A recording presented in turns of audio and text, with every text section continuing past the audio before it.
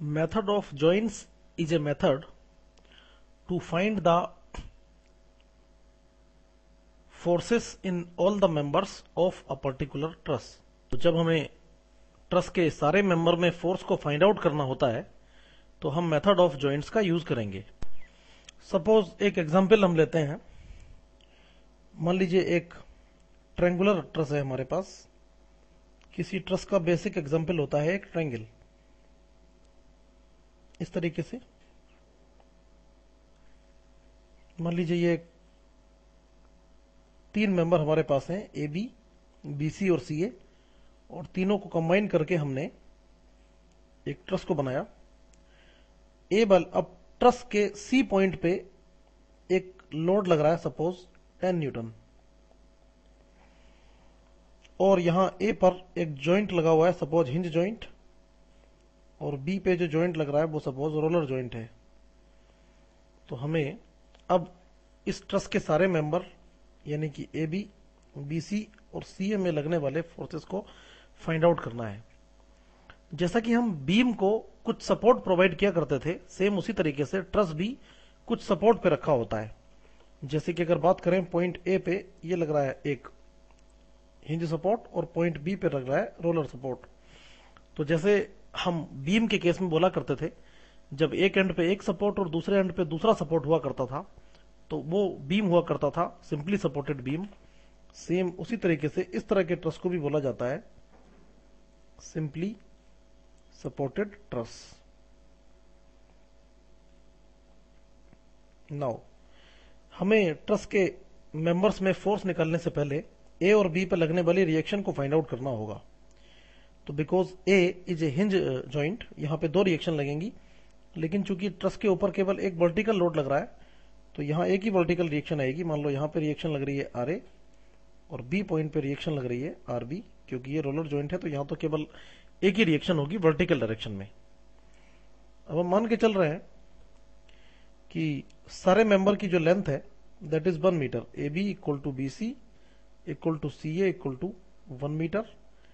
तो ये जो एंगल बनेंगे this will be 60 degree, because ये जो ट्रायंगल बन रहा है ये इक्विलैटरल ट्रायंगल हो जाएगा। Now to find the reactions again we will apply the condition of equilibrium, sigma F X equal to 0। यहां से हमें कुछ नहीं मिलेगा क्योंकि ट्रस पे कोई भी हॉरिजॉन्टल लोड नहीं लग रहा है।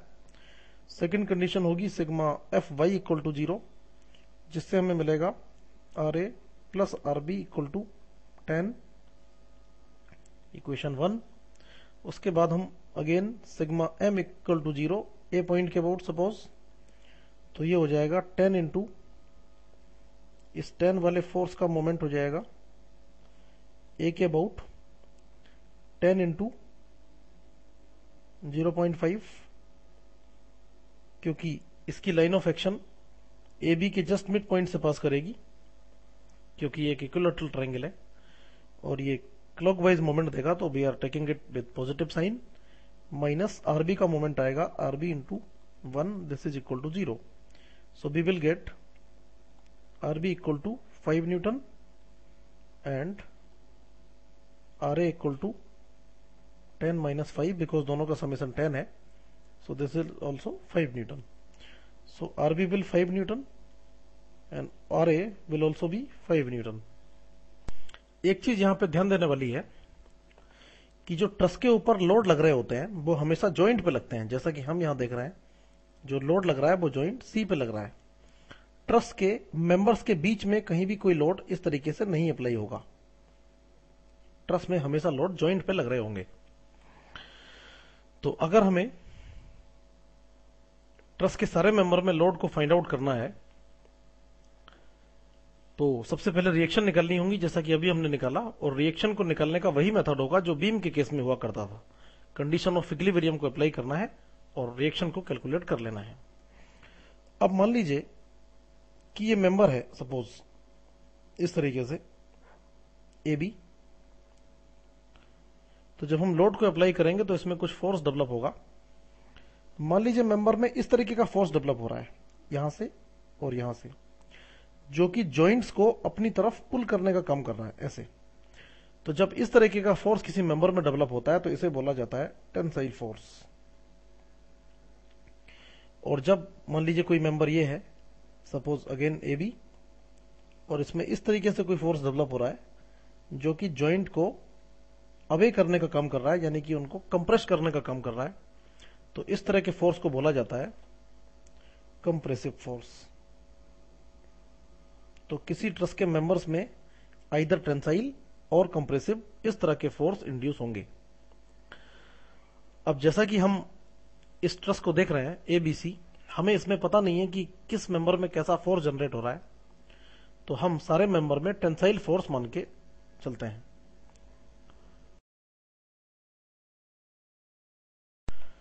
हम मान लेते हैं कि मेंबर ए बी में टेंसाइल फोर्स डेवलप हो रहा है, सपोज F1, तो ए जॉइंट से इस तरीके से फोर्स लगेगा F1, और मेंबर ए बी का कनेक्शन ए और बी दोनों पॉइंट पे है, तो मान के चल रहे हैं कि बी वाले जॉइंट से इस तरीके से फोर्स लग रहा है F1। तो मेंबर ए बी में हमने टेंसाइल फोर्स मान लिया F1, बीसी में भी हम टेंसाइल मान लेते हैं F2 के बराबर, लाइक दिस, और जो एसी वाला मेंबर है थर्ड, इसमें फोर्स मान लेते हैं F3, लाइक दिस। नाउ अब जो फोर्स नेगेटिव आ जाएगा हम उसको बोल देंगे कि वो फोर्स जो हमने माना है उसके जस्ट अपोजिट है, यानी कि जो पॉजिटिव आया वो टेंसाइल, और अगर नेगेटिव आ गया तो वो फोर्स हो जाएगा कंप्रेसिव, क्योंकि हम सभी को अपनी तरफ से टेंसाइल मान के चल रहे हैं। नाउ मेथड ऑफ जॉइंट में करते ये हैं कि हर जॉइंट का अलग अलग फ्री बॉडी डायग्राम बनाते हैं और उसकी इक्विलिब्रियम को कंसीडर करते हैं। क्योंकि ये पूरा ट्रस इक्विलिब्रियम में है तो इसका हर जॉइंट भी इक्विलिब्रियम में होगा। तो अगर हम बात करें जॉइंट ए की और इसका फ्री बॉडी डायग्राम कंसीडर करें, फ्री बॉडी डायग्राम मींस इस पे लगने वाले सारे फोर्सेस को दिखाएं, तो ये कुछ इस तरीके से होगा। एक लगेगी रिएक्शन आर ए जो कि 5 न्यूटन के बराबर है, दूसरा हो जाएगा फोर्स F1 हॉरिजॉन्टल डायरेक्शन में, और एक फोर्स हो जाएगा F3, ये वाला F3, ये F1 और ये रिएक्शन जो कि 5 न्यूटन है। This angle will be 60 degree और this is joint A. Now अब हम कहेंगे because complete truss is in equilibrium, that's by joint A will also be in equilibrium, और हम देख रहे हैं कि जॉइंट ए पे 3 फोर्स लग रहे हैं और तीनों इसी पॉइंट से पास कर रहे हैं, तो हम अप्लाई कर देंगे जॉइंट ए पे condition of equilibrium for concurrent forces. तो कॉन्करेंट के केस में कंडीशन ऑफ इक्विलिब्रियम होती है sigma Fx0 and sigma Fy equal to 0। जब हम अप्लाई करेंगे condition sigma Fx equal to 0 तो ये हो जाएगा F1 plus F3 cos 60 equal to 0। Equation number 1, यहां से हमें कुछ नहीं मिलेगा क्योंकि दो अननोन है। सेकेंड कंडीशन जब sigma Fy equal to 0 apply करेंगे तो हमें मिलेगा F3 sin 60, F1 का तो कंपोनेंट 0 हो जाएगा क्योंकि वो हॉरिजॉन्टली लग रहा है, तो F3 sin 60 plus 5 equal to 0, और यहां से हमें मिलेगा F3 equal to minus 5 upon sin 60 which will be minus 10 upon √3 newton. तो F3 की वैल्यू हमें मिल गई जो कि आ रही है माइनस 10 अपॉन √3। माइनस माने का मतलब हुआ ये फोर्स है कंप्रेसिव। इस F3 की वैल्यू को उठा के अगर हम इक्वेशन नंबर 1 में पुट कर दें तो F1 हमें मिलेगा minus F3 cos 60 means 1/2, so this will B plus 5 upon √3 Newton. F3 की वैल्यू विद साइन हमने उठा के इक्वेशन 1 में पुट कर दी, तो यहां से हमें F1 की वैल्यू मिल गई प्लस 5 अपॉन √3। प्लस में आने का मतलब हुआ कि F1 होगा टेंसाइल। नाउ अगर हम जॉइंट बी पे जाएं और इसका फ्री बॉडी डायग्राम कंसीडर करें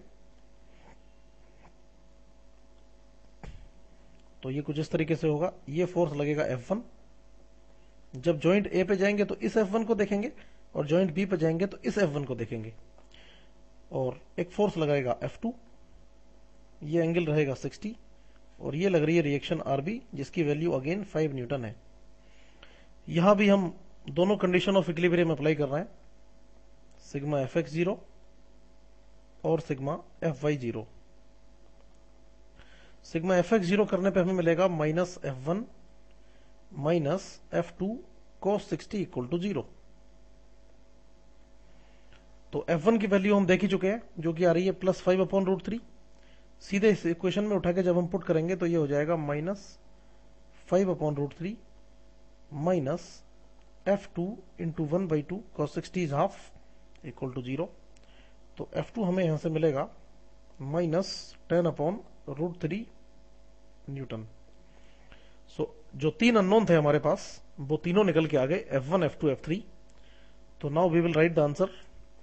F1 हमने माना है फोर्स AB वाले मेंबर में, तो हम इस तरीके से लिखेंगे F इन AB यानी कि force in AB member which is equal to 5/√3, और ये पॉजिटिव आ रहा था, that's why it is tensile bracket में T।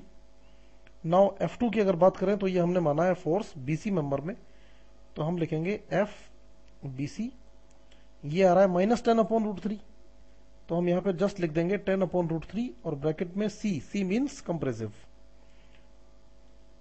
नाउ जो F3 फोर्स है जो कि हमने माना है CA मेंबर में, तो FCA will be, this is again compressive, 10/√3 in bracket compressive. तो ये तीनों मेंबर में हमने फोर्स कैलकुलेट कर लिया और इस तरीके से आंसर को रिप्रेजेंट करेंगे। जब हम आंसर को लिखेंगे तो हमें सिर्फ ये बताना होगा कि किसी फोर्स की वैल्यू क्या है और उसका नेचर क्या है। So this is the method of joint to find the resultant. बस मेथड ऑफ जॉइंट में करने का तरीका यह होता है कि एक एक जॉइंट को देखते हुए चलते हैं और उस जॉइंट का फ्री बॉडी डायग्राम बना के कंडीशन ऑफ इक्विलिब्रियम को अप्लाई करना होता है। लेकिन किसी भी ऐसे जॉइंट को हम चूज नहीं करेंगे जहां मोर देन 2 अननोन है। इस ट्रस में तो हर जॉइंट पे केवल 2 ही अननोन है, लेकिन कुछ ट्रस ऐसे होते हैं जिनमें मोर देन 2 अननोन होते हैं, तो ऐसे जॉइंट को हम नहीं देखेंगे। हम सबसे पहले ऐसे जॉइंट पे जाएंगे जहां केवल 2 अननोन है, क्योंकि हमारे पास केवल 2 ही कंडीशन ऑफ इक्विलिब्रियम होती हैं, सिग्मा fx0 और सिग्मा fy0। और उसके बाद ऐसे जॉइंट पे चले जाएंगे जहां मान लीजिए 3 मेंबर आके जुड़ रहे हैं और एक मेंबर का फोर्स हम पहले से कैलकुलेट कर चुके हैं। Then we can choose this joint and use the condition of equilibrium